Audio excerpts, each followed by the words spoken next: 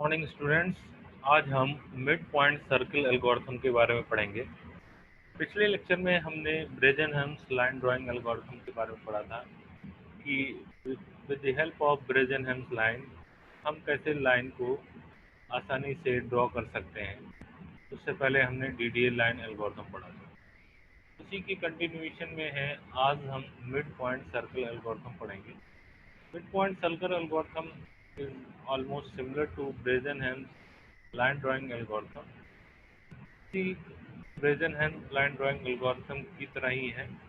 तो आज हम देखते हैं कि कैसे किसी भी कंप्यूटर पे अगर हम सर्कल ड्रॉ करेंगे तो सर्कल ड्रॉ करते समय कंप्यूटर को किस एल्गोरिथम का यूज़ करना पड़ेगा, तो हम इसमें देखेंगे। तो first of all we go for the next slide. Now in this slide we just show that the circle have a symmetrical diagram, और इस सिमेट्रिकल डायग्राम में हम ये देखते हैं कि एक सर्कल को हम नॉर्मली 4 इक्वल पार्ट में डिवाइड कर सकते हैं।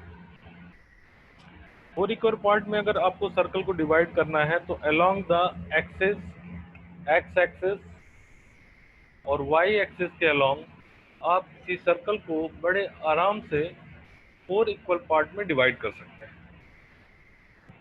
लेकिन अगर हम उसको 8 इक्वल पार्ट में डिवाइड करना चाहें तो हमें क्या करना होगा? We just draw a line, that line is inclined with a 45 degree from the origin, और इस तरह हम उसको बड़े आसानी से इसी सर्कल को हम 8 इक्वल पार्ट में डिवाइड कर सकते हैं, जैसा कि आपको इस फिगर में शो हो रहा है। नाउ यहाँ पे अगर हम देखें, we see that in this circle there is the 8 equal parts. 1, this is 2, if we extend this and this one, तो हम सर्कल को 8 इक्वल पार्ट में डिवाइड कर सकते हैं, और इस इक्वल पार्ट्स को बोलते हैं octane, that is called octane. और अगर हमें किसी भी सर्कल का अगर ऑक्टेन में ज्योमेट्री पता है, अगर ऑक्टेन पता है तो हम रिमेनिंग ऑक्टेन की डायमेंशन या इसकी पिक्सल की पोजीशन हम फाइंड आउट कर सकते हैं। इसमें हम देखते हैं कि जैसे मान लीजिए ये पर्टिकुलर फर्स्ट ऑक्टेन में ये इसका कोऑर्डिनेट y, x है, तो इसका अगर हम रिफ्लेक्शन लें x एक्सिस के अबाउट, तो इस पॉइंट का रिफ्लेक्शन जो होगा इसमें क्या होगा चेंजेस, इसमें जस्ट जो चेंजेस होगा वो x वैल्यू में चेंज होगा, y वैल्यू में चेंज होगा, दैट इज बिकम दिस। यहाँ पे अगर हम देखें तो यहाँ पे अगर y x लिया है तो y x का मतलब हो गया कि y को इन्होंने यहाँ पे शो किया है और x को यहाँ पे शो किया है, ठीक है। तो अगर हम इस एक्सिस के अबाउट रिफ्लेक्शन लेंगे तो हम देखेंगे कि केवल यहाँ पे चेंज होगा, इसकी वैल्यू नेगेटिव हो जाएगी। सिमिलरली अगर ये 2 पॉइंट पता चल गए तो हम इसका रिफ्लेक्शन इस एक्सिस वर्टिकल एक्सिस के अबाउट ले सकते हैं। वर्टिकल एक्सिस यहाँ पे हमने एक्स एक्सिस सपोज कर रखी है, तो इसमें जो होगा इसका एक्स वैल्यू में चेंज हो जाएगा, एक्स माइनस और y. Similarly here, now in this similar way if we draw the line which is 45 degree incline, एक ऐसी लाइन ड्रॉ करते हैं जो 45 डिग्री पे इंक्लाइंड है, और उस लाइन के अलॉन्ग अगर हम रिफ्लेक्शन निकालते हैं तो ऐसे इस लाइन के अलॉन्ग जब भी रिफ्लेक्शन निकालते हैं तो क्या होगा कि जो आपका क्वाड्रेंट होगा वो जस्ट इंटरचेंज हो जाएगा। अगर यहाँ पे y कॉमा एक्स है तो इसका जो रिफ्लेक्शन हमें मिलेगा वो x कॉमा वाई मिलेगा। इस बात को आपको ध्यान रखना होगा, ठीक है। तो अब मिड पॉइंट सर्कल एल्गोरिथम में हमें जस्ट ऑक्टेन की बीच के पिक्सल की पोजीशन निकालनी है, और एक बार इसकी पोजीशन आ गया फिर हम इसको इस 45 या इस लाइन के अबाउट हम इसका रिफ्लेक्शन यहाँ पे फाइंड आउट कर देंगे। यहाँ पे कंडीशन है when x is greater than equal to y।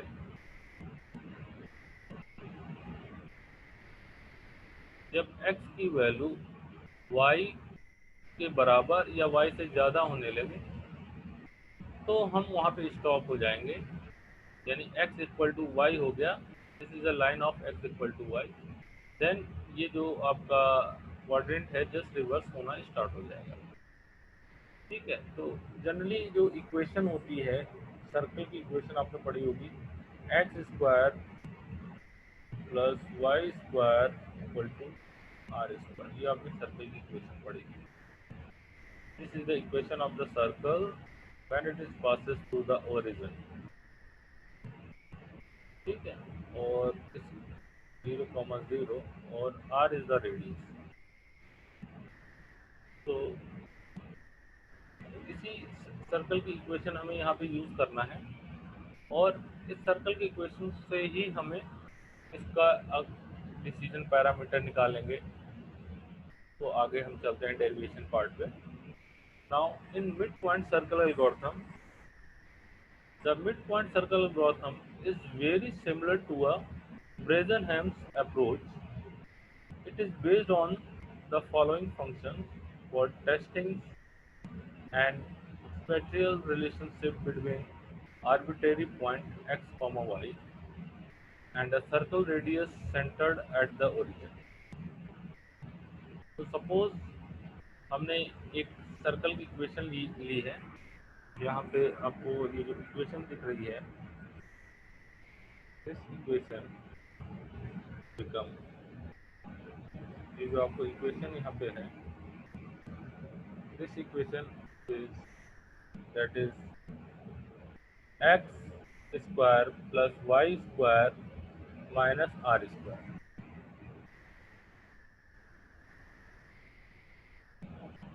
ठीक है। तो यहाँ पे आपको ये देखना होगा कि how we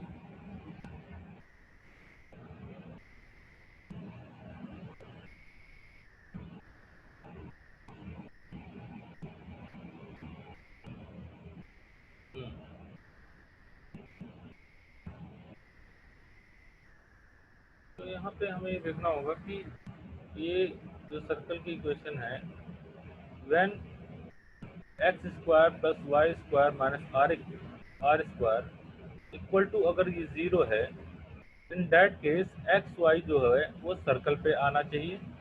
another case when x square y square x square plus y square minus r square is less than equal to zero, that means the x comma y is inside the circle, और अगर greater then है तो outside में। तो ये relation का use करना है हमें। नाउ अब इसमें हम देखेंगे कि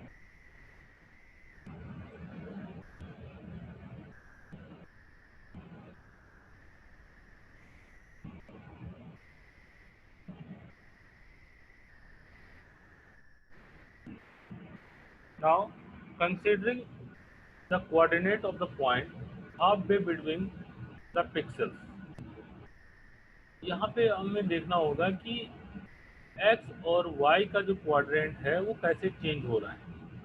तो अगर हम बात करें, सपोज दिस योर सर्कल, मैंने कहा कि आपको अगर क्वाड्रेंट कहाँ पे चाहिए,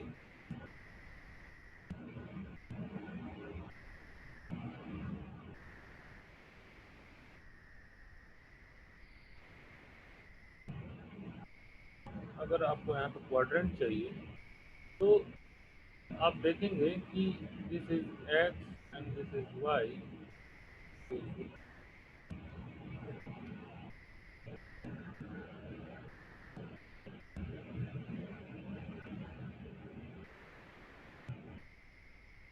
रब कर दूँ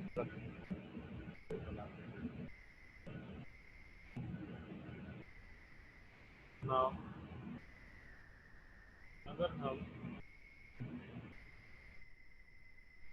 कोई अगर सर्कल ड्रॉ करते हैं तो उस सर्कल में हम देखेंगे कि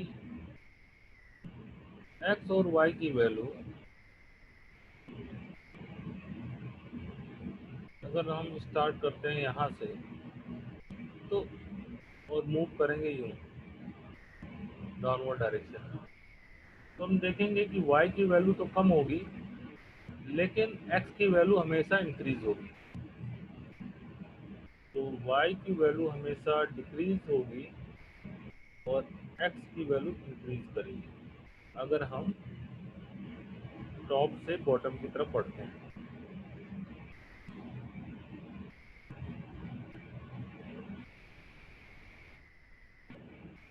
ठीक है, इसी चीज़ को यहाँ पे ध्यान रखते हुए किया है कि अगर सपोज जो यहाँ पे मिड पॉइंट लिया है तो वो मिड पॉइंट कैसे है मैं यहाँ पे आपको समझाना चाह रहा हूँ। मैं नोट पैड खोल रहा हूँ।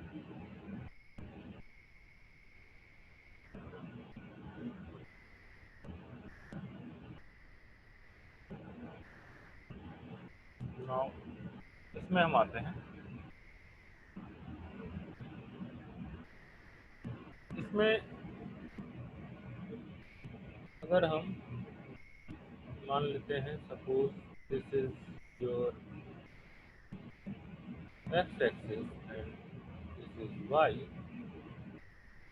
और इस एक्स और वाई में दिस इज योर ओरिजिन 0,0 और यहाँ पे आपको जस्ट एक क्वाड्रेंट ड्रॉ करना है। तो अगर यहाँ पे अगर वैल्यू क्या होगी 0,x, लेकिन जैसे जैसे नीचे आएंगे कहाँ तक आना है जब तक आपका एंगल 45 डिग्री ना हो जाए, है ना, when x is equal to y।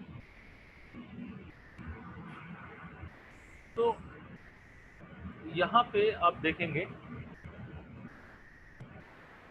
कि आपकी जो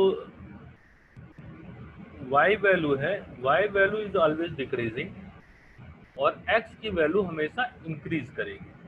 तो हम अगर ये बात करें कि y की जो नेक्स्ट वैल्यू है y k plus one, y k plus one की दो वैल्यू हो सकती हैं, या तो y के पिक्सल में वैल्यू चेंज होगी, चेंज नहीं होगी, या तो चेंज होगी। और चेंज होगी तो कितनी होगी y के -1, क्योंकि y की वैल्यू तो हमेशा डिक्रीज करेगी अगर हम इस कॉन्सेप्ट की बात करें। और x की वैल्यू की बात करते हैं तो x की जो नेक्स्ट वैल्यू होगी x के plus one, it is always unit interval में इसका वैल्यू इंक्रीज करेगी। इस चीज़ को हमें ध्यान में रखना है। नाउ तो अगर हम बात करें कि जो नेक्स्ट जो वैल्यू होगी आपकी, या तो एक तो है आपके x के प्लस वन, x की वैल्यू तो चेंज ही हो रही है, और y की वैल्यू या तो y के रहेगी और x की वैल्यू में प्लस वन का इंक्रीमेंट तो रहेगा ही रहेगा, लेकिन y की वैल्यू में it -1।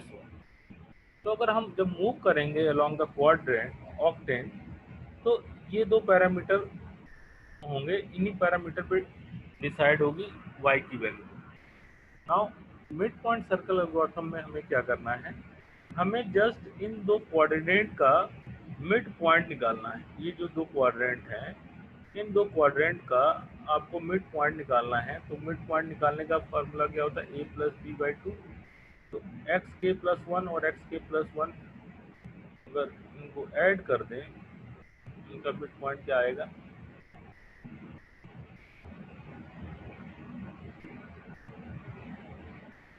Similarly y k plus y k minus one Y k. तो आपको यहाँ पे क्या मिलेगा, यहाँ पे मिलेगा इसका mid point that is x k plus one comma two y k आ गया तो y k minus one by two. So this is the mid point जो कि इस सर्कल में, इस क्वाड्रेंट में आपको लेना है। नाउ अब जो सर्कल की इक्वेशन है वो क्या है, सर्कल की इक्वेशन है x square plus y square minus r square equal to zero. अब इस सर्कल की इक्वेशन में आपको ये mid point x k plus one ये वैल्यू पुट करनी है। तो पुट दी वैल्यू, तो यहाँ पे हम वैल्यू पुट कर देंगे एक्स के प्लस वन का square plus y k minus one by two का whole square minus r square equal to zero. Mid point आपने यहाँ पे पुट कर दिया है। तो जस्ट हम इसको सॉल्व कर लेंगे, और इसको जब सॉल्व करेंगे तो, और इस वैल्यू को हम कहते हैं, this value is called decision parameter. ये वैल्यू ये जीरो होगी कि जीरो से कम होगी। तो इस टर्म को हमें डिनोट करना है पी के से। This p k is equal to this one, this is the decision parameter x k plus one का whole square plus y k minus one by two का square minus r square. This is the decision parameter. अगर ये value zero है तो that means जो आपका quadrant वो जो पॉइंट है क्वाड्रेंट पे है ना। अगर लेस देन है तो इनसाइड में है, और ग्रेटर देन है तो आउटसाइड। नाउ अगर डिसीजन पैरामीटर पीके की वैल्यू ये है इनिशियल, तो नेक्स्ट जो डिसीजन पैरामीटर होगा that is p k plus one, इसकी वैल्यू क्या होगी। तो जस्ट यहाँ पे आपको के की जगह के प्लस वन पुट कर देना है। तो that is x k plus one का whole square plus y k plus one minus one by two का स्क्वायर माइनस आर स्क्वायर। ठीक है। तो अब आपको क्या करना है, यहाँ पे आपको just this is equation one and two. तो आपको यहाँ निकालना है पी के प्लस वन, जैसा अपने ब्रेजन हम में करते थे, P k plus one minus P के, इसकी वैल्यू कैलकुलेट करनी है।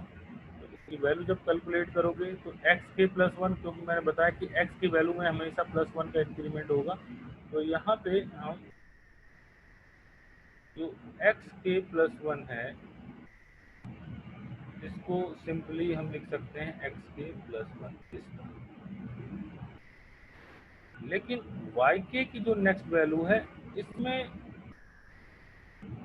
डायरेक्ट हम नहीं कह सकते कि ये डिक्री में, क्योंकि ये हमें पता है कि डिक्रीज करेगी, लेकिन डिक्रीज भी कर सकती है, नहीं भी डिक्रीज कर सकती है। वो डिपेंड करेगी डिसीजन पैरामीटर पे।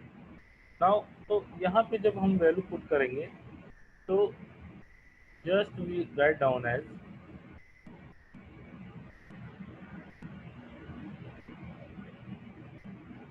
नाउ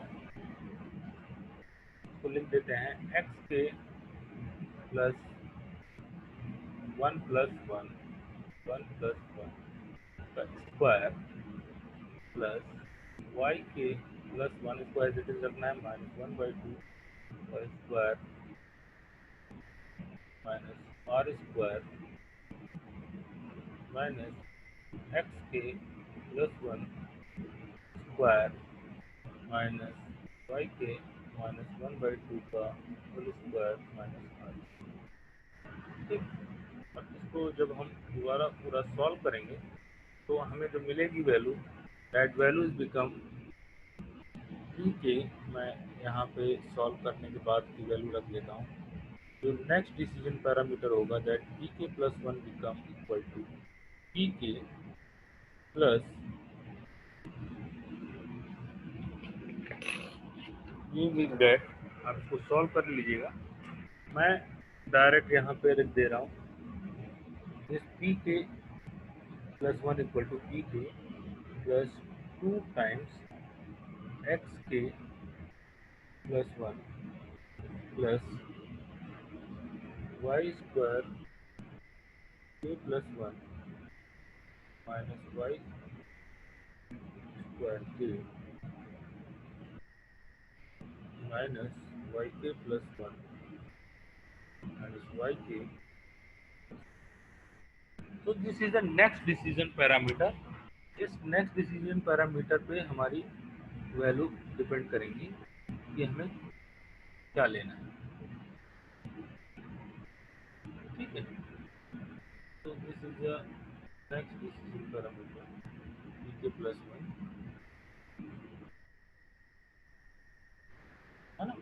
और इनिशियल डिसीजन पैरामीटर क्या था? Initial decision parameter that is p k equal to, that is जो मैंने बताया x k plus one whole square plus y k plus one minus one by two whole square minus y. Now अगर हम initial decision parameter की बात करें, इसमें suppose for example हमने एक सर्कल लिया, एक जिसका इनिशियल में जो कोऑर्डिनेट है 0,r। सपोज ये आपकी सर्कल है, इस सर्कल में हमने ये पॉइंट लिया, दिस पॉइंट का कोऑर्डिनेट है 0,r। यानी यहाँ पे जो x k की वैल्यू हो जाएगी इनिशियली 0 और y k की वैल्यू हो जाएगी r। तो ऊपर की इक्वेशन में हमें x k equal to 0 put कर देनी है, तो इनिशियल डिसीजन पैरामीटर जो हो जाएगा वो हो जाएगा आपका initial decision parameter.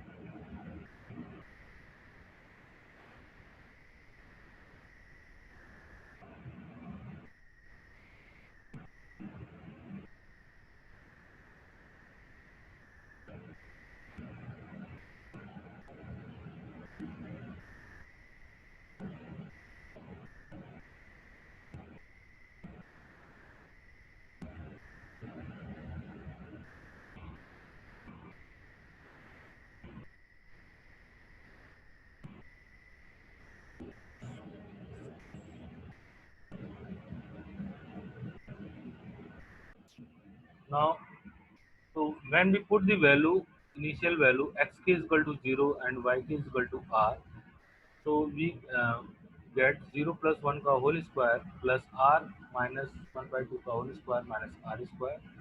Now the initial decision parameter becomes this plus r square and minus r square, and this is become minus, या minus sign होना चाहिए, तो this is become cancel।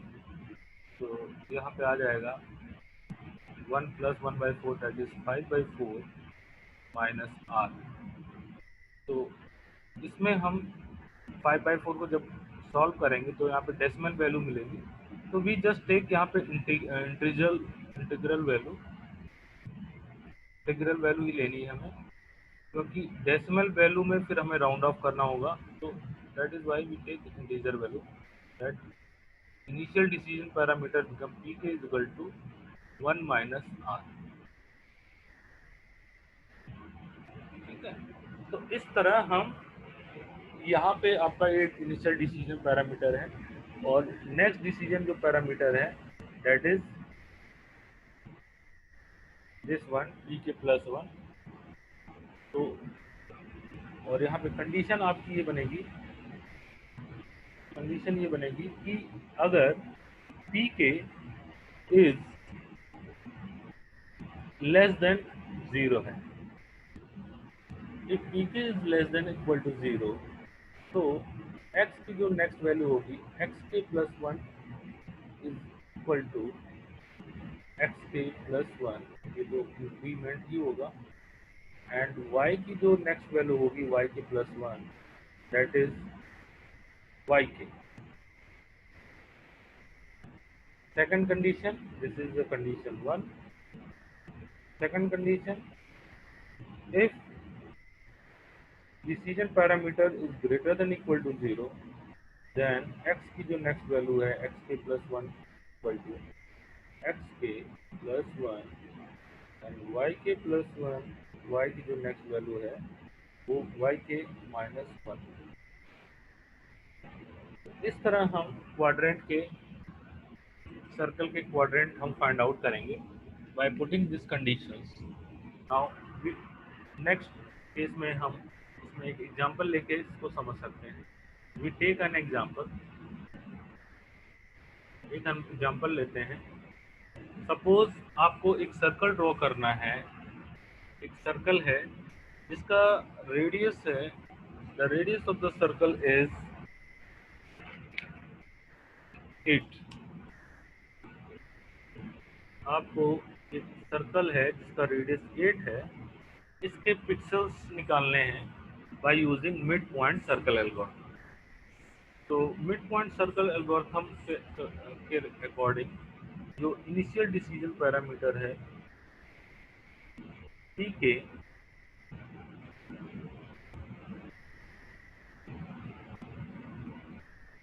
That is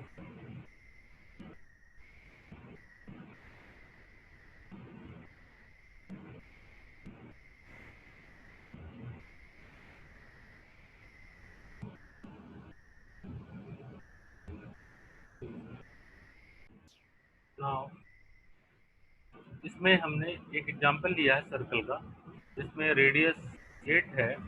तो इसमें सबसे पहले आपको इनिशियल डिसीजन पैरामीटर डालना पड़ेगा, that is p k equal to one minus r हमने डिराइव किया है, और इसकी वैल्यू हो जाएगी one minus eight equal to minus 7। Similarly आपको यहाँ पे एक टेबल बनानी होगी जिसमें this is the number of iteration k, another is x k, y k. Next आपको निकालना पड़ेगा initial parameter p k and x k plus one and y k plus. तो आपको ये टेबल यहाँ पे ड्रॉ करनी होगी, और इस टेबल में हम जो हमारे पैरामीटर निकलेंगे उन पैरामीटर को हम नोट डाउन करेंगे।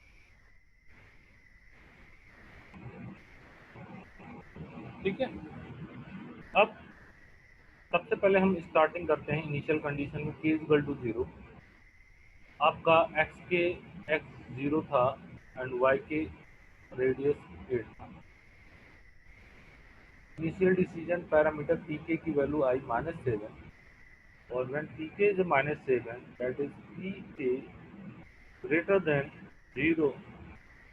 यहाँ पे दो कंडीशन है, अगर pk less than zero, greater than equal to zero, और लेस देन जीरो। अगर greater than equal to zero होगा तो x की वैल्यू में प्लस वन का इंक्रीमेंट होगा, और y की वैल्यू में -1 का इंक्रीमेंट होगा। और सेकंड केस है लेस देन जीरो में x की वैल्यू में तो प्लस वन का इंक्रीमेंट होगा ही होगा, लेकिन y की वैल्यू में कोई चेंज। तो ये कंडीशन आपको याद रखनी है। तो यहाँ पे pk की वैल्यू क्या है, -7 है, यानी ये वैल्यू लेस देन जीरो है। इसका मतलब आपका x के में एक इंक्रीमेंट हुआ 1 का, और y में इंक्रीमेंट नहीं होगा, that is y become 1/8। Now next आपको यहाँ पे निकालना होगा pk प्लस वन। तो pk plus one that is next decision parameter. इसका फार्मूला मैंने बताया आपको, pk plus 2 times xk plus one plus y square k plus one minus y square k minus y k plus one minus y k. तो this is the next decision parameter, इसमें just value आपको put करनी है। तो P k plus one की value हो जाएगी p k initial decision parameter -7 plus 2 times x k की वैल्यू क्या है स्टार्टिंग में, that is 0 plus 1 plus y k plus one की वैल्यू क्या होगी, that is y k plus one become 8 and y k की value 8 square minus 8 square that become 0 and this is also 0 plus, तो यहाँ पे आएगा -7 plus 2 that is become -5, यानी next decision parameter जो है पी के प्लस वन की value आ गई आपकी -5।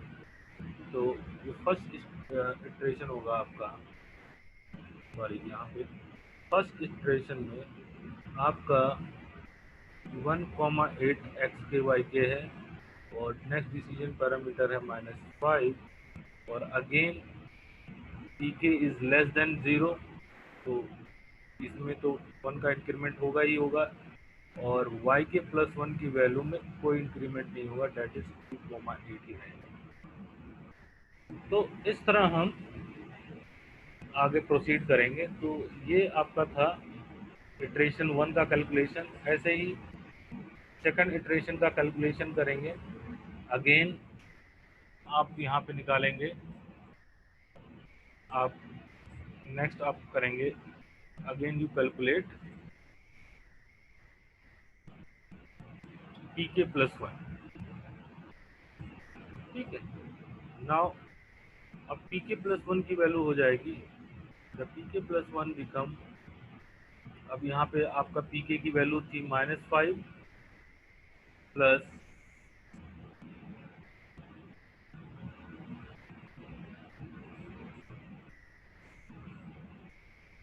सॉरी यहाँ पे 2 प्लस -5 प्लस 1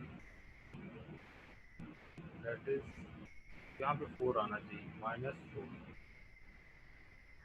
ठीक है। तो यहाँ पे आपका यहाँ पे -4 आएगा,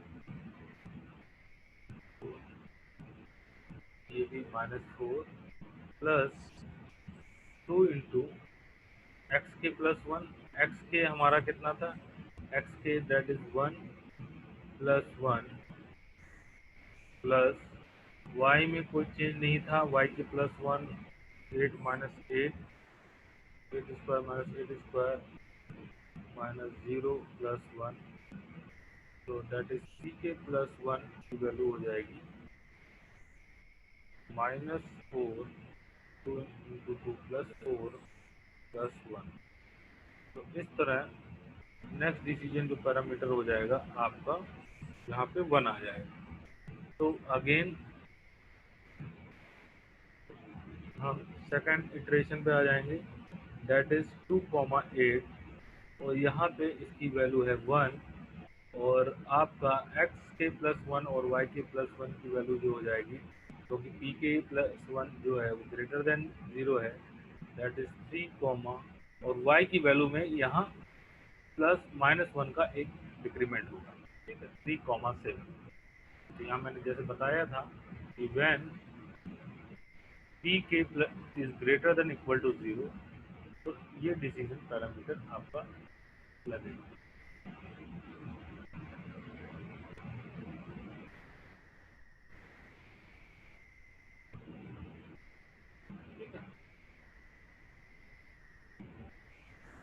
अगेन तब तक हमें चलना है जब तक आपकी x की वैल्यू y के बराबर आ जाए या ग्रेटर देन इक्वल टू, ये तब तक हमें यहाँ पे करना है when x greater than. Now again हमें p के प्लस 1 की वैल्यू कैलकुलेट करनी होगी।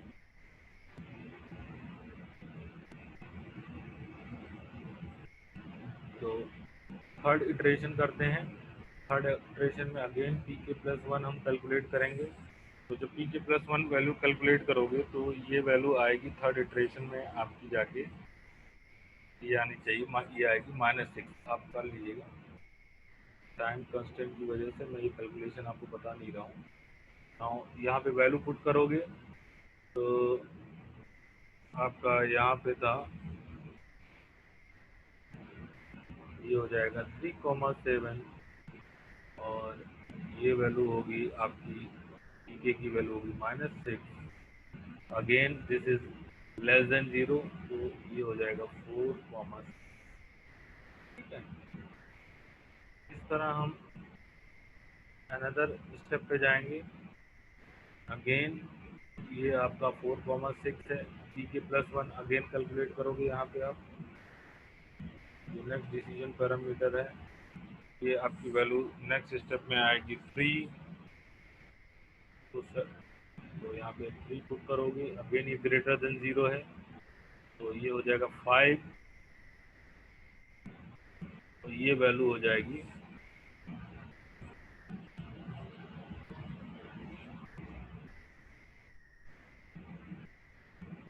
सॉरी, यहाँ पे आपका क्योंकि ये लेस देन 0 था, तो ये 4 7 में वाई में कोई चेंज नहीं होगा, 4,7।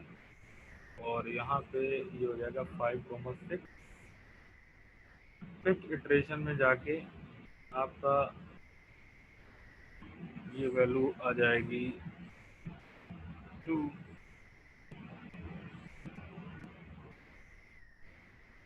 यहाँ भी पॉजिटिव मिल रहा है, तो डेट इज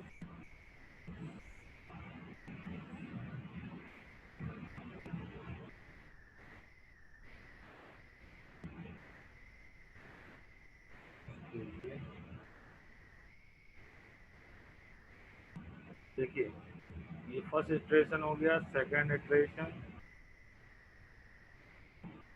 थर्ड इटरेशन, 1 2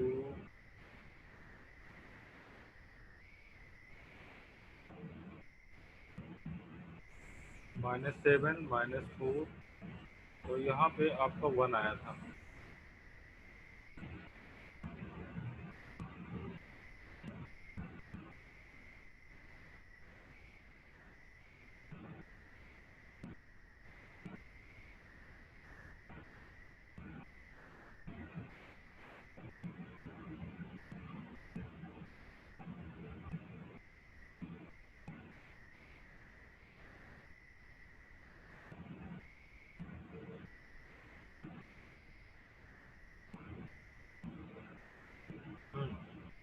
तो आपका इस तरह ये आप सर्कल के क्वाड्रेंट आप यहाँ पे निकाल लेंगे।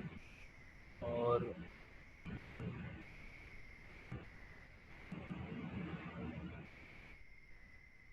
ठीक है, तो यहाँ पे 5,6 ऐसे आ जाएगा, और आपका ऐसे यहाँ पे नेक्स्ट 6, यहाँ पे 5 आ जाएगा। तो जहाँ 6,5 आया वहाँ पे आपको रुक जाना है, और आपका यहाँ पे x की वैल्यू y से बढ़ गई, ठीक है। फिर उसके बाद हम क्वाड्रेंट इसके निकाल सकते हैं बड़े आराम से, ठीक है। क्योंकि आपने एक क्वाड्रेंट के पिक्सेल्स निकाल लिए हैं मिडिल के, इसके बाद जस्ट हमें रिवर्स कर देना है,